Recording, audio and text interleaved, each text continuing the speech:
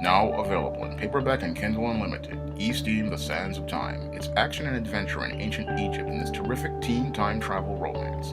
Get your copy of E-Steam The Sands of Time at your favorite online bookseller today.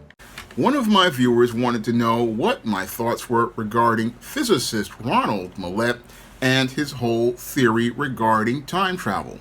Now, Ronald Lawrence Mallette is a brilliant black physicist who is gone on to be one of the professors at the University of Connecticut and is known for his whole theory regarding possibly being able to travel back in time.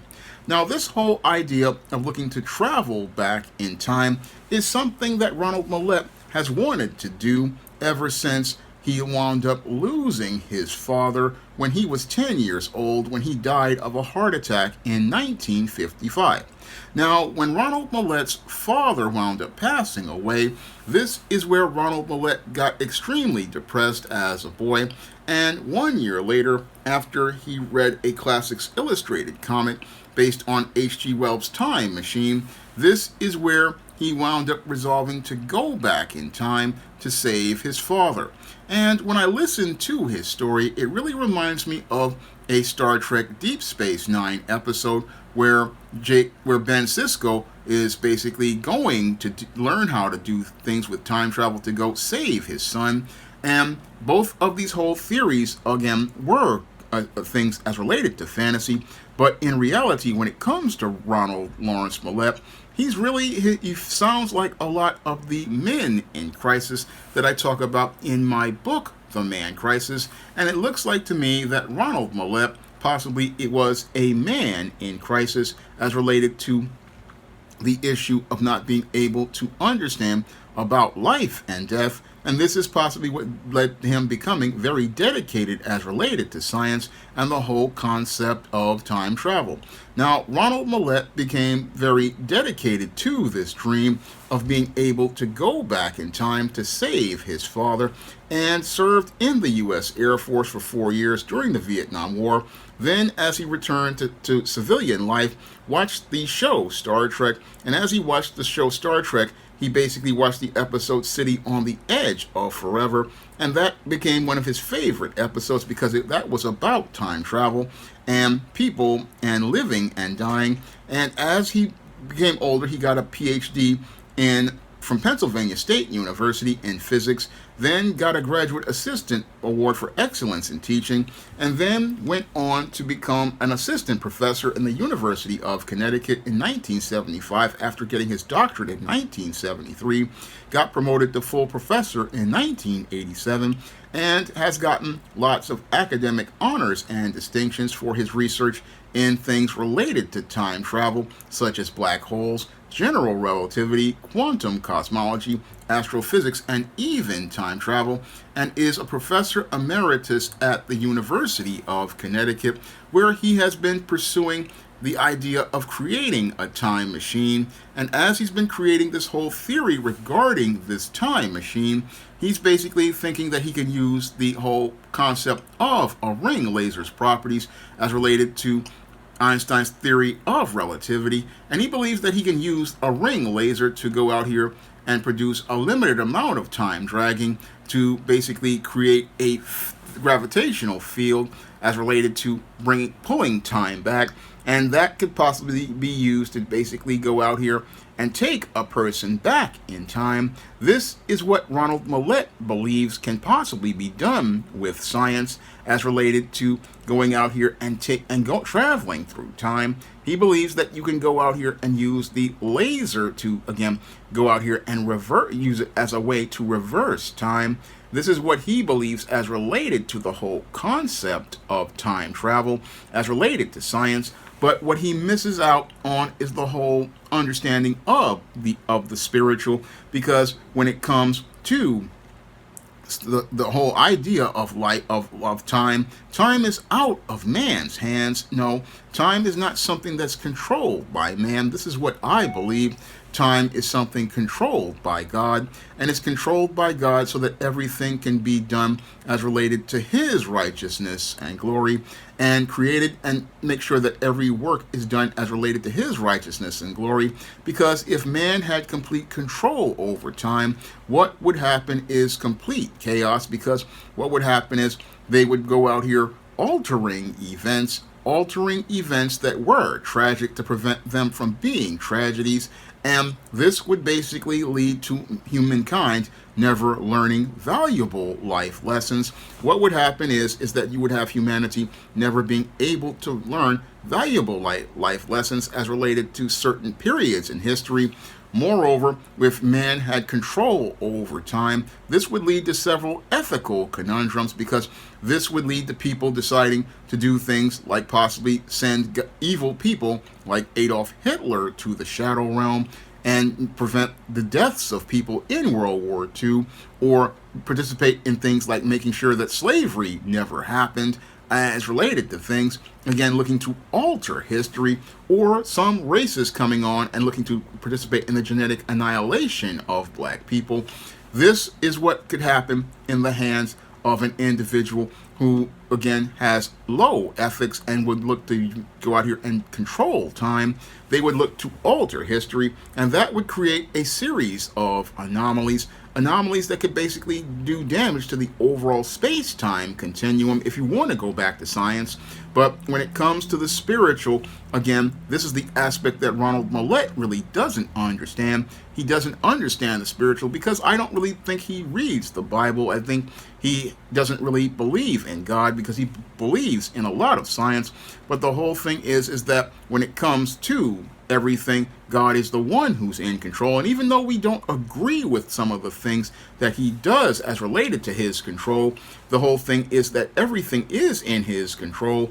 And that's something that Ronald Mallette doesn't understand about things. And that's what's got him on this quest for time travel, a quest for time travel to, again, look to change history, and look to change history as related to the death of his father, when there's no changing the whole sequence as related to his father's passing. No, that was something that was ordained by God as related to how he basically wrote his father's life, and there's no real way to change it. That's something that Ronald Mallette didn't understand. And again, he's dedicated his life to looking to, again, change an event that God has already established would happen. And he's wanting to change this event and looking to change things as related to this event that he believes should not have happened.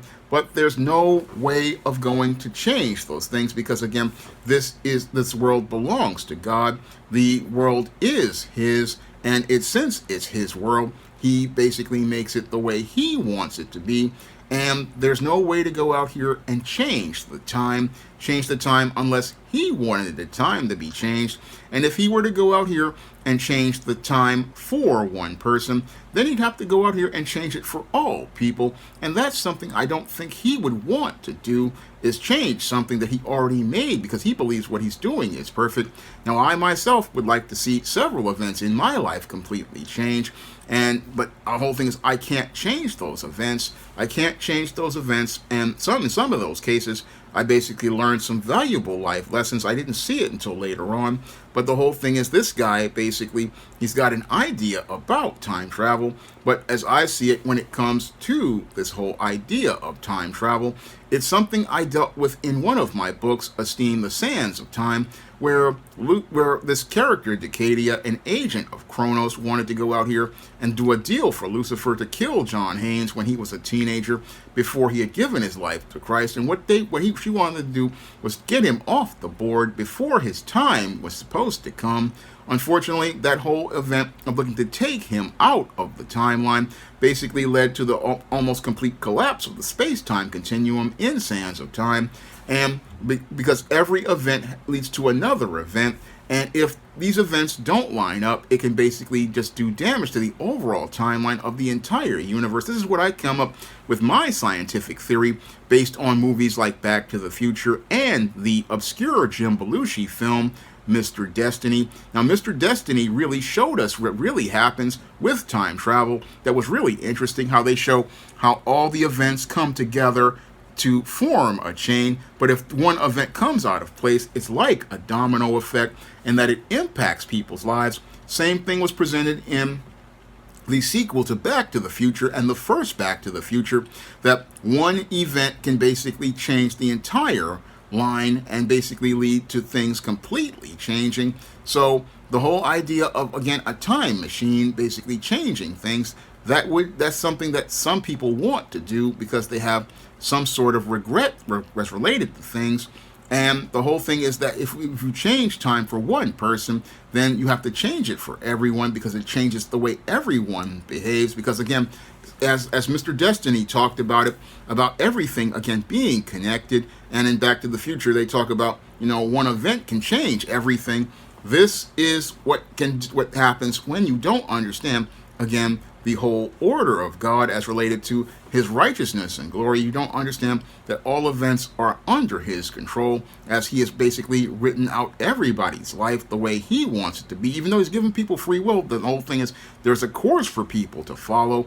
And the whole problem, again, with the whole idea of time travel is, again, it's something that would be ethically wrong, as I see it, to go back in time and basically look to change things, because this is where a human being starts to think that they can go out here and play God.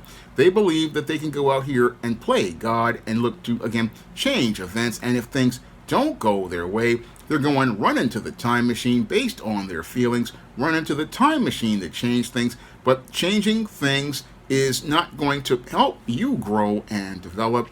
And that's the sad part about this professor. I mean, for all of his book sense, sadly, he has not really grown spiritually, and he hasn't really grown as a man. And this man in crisis basically has looked to escape through these books to create time travel, and sadly lost out on most of the time of his life, and is about to miss out on one of the greatest gifts God has to give you, which is the gift of salvation and the gift of eternal life, and possibly a chance to be in eternity with his dad, where he could meet his dad in eternity. He's possibly about to miss out on that opportunity, because he's gotten caught up in this science. And as he's gotten caught up in this fantasy to escape into this science, he's basically gotten into idolatry. And sadly, as he's gotten caught up in that idolatry as related to this quest to be with his father, he's basically, again, caught up in all of this science. And again, that science is keeping him away from the spiritual, and ironically keeping him away from being with his father, because all people we're all going to die at one point, but it's about where we are going to be spiritually. That's what we're all about, because this world is temporary. This world is a temporary place.